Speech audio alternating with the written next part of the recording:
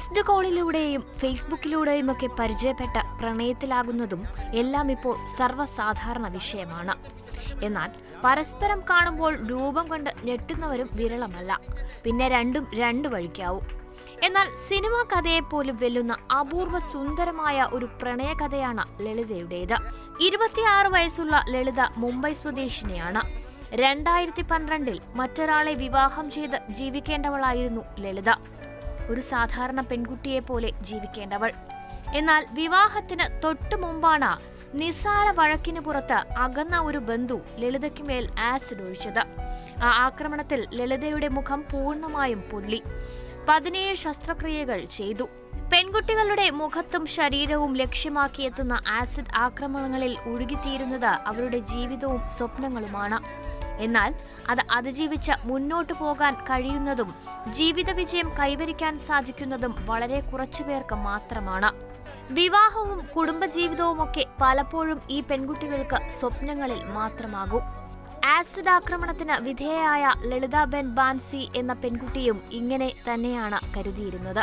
ഒരു wrong number ലളിതയുടെ ഫോണിലേക്ക് എത്തുന്നതുവരെ.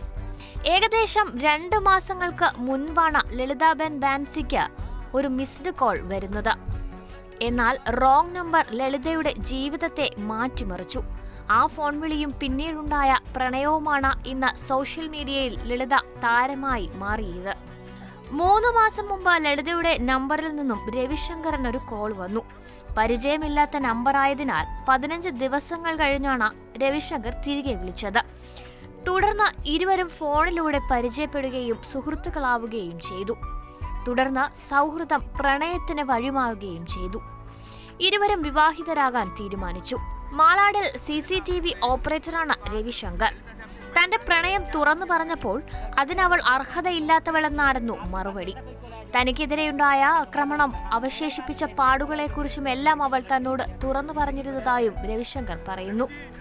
ഒരിക്കൽ പോലും കണ്ടിട്ടില്ലെങ്കിലും രവിശങ്കറിന് അറിയാമായിരുന്നു എന്നും ലളിത തനിക്കൊപ്പം ഉണ്ടാകുമെന്ന്. കാഴ്ചയിലല്ല പ്രധാനം എന്നാണ് രവിശങ്കർ വിശ്വസിക്കുന്നത്. അങ്ങനെ കഴിഞ്ഞ ദിവസം ആർഭാടത്തോടുകൂടി ഇരുവരുടെയും വിവാഹവും നടന്നു. നടൻ വിവേക് ഒബ്രോയി, കോൺഗ്രസ് MLA നിതീഷ് റാണയടക്കം പല പ്രശസ്തരും വിവാഹത്തിൽ പങ്കെടുക്കാനെത്തി.